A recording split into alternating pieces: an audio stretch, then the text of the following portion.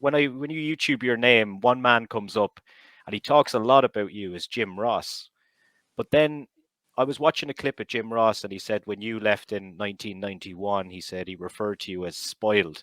And I don't quite know what he meant by that. But then he went on to say that, but me and Nikita didn't really talk that much in WCW.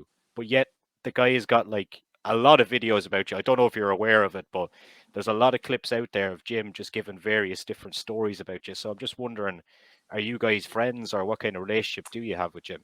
That's a really great question. I don't know if I've ever been asked that before.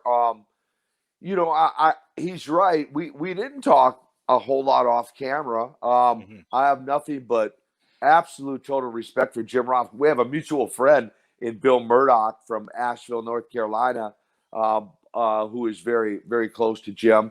But so much respect for Jim and his career and what he's done over the years. And of course, what he's doing now with AEW with Tony Schiavone. I talked a lot more and joked a lot more with Schiavone because Tony actually, whether he was in the Charlotte area or the Atlanta area, spent a lot more time, doing interviews with Schiavone than I ever did with Jim Ross. Mm-hmm. But Jim is probably one of the most, in my view, consummate professionals when it comes to broadcasting. I did not know. So you actually, what you just said is news to me. I didn't know he had so many things out there.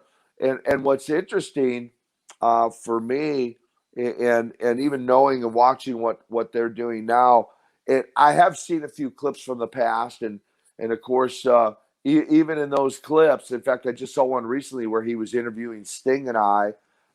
Again, Jim was just so good. He's so good at what he does, and I just take that as a real compliment that that there is that much out there in terms of him, referring to me. What he might have meant by spoiled, um, He went on to say then that you were burnt out at the time. But then I think you okay, were back maybe a year later, weren't you? yeah, well, some do, some don't know. Many don't know, I suppose. I The first time I left WCW was I had a wife who was suffering from cancer, Yeah.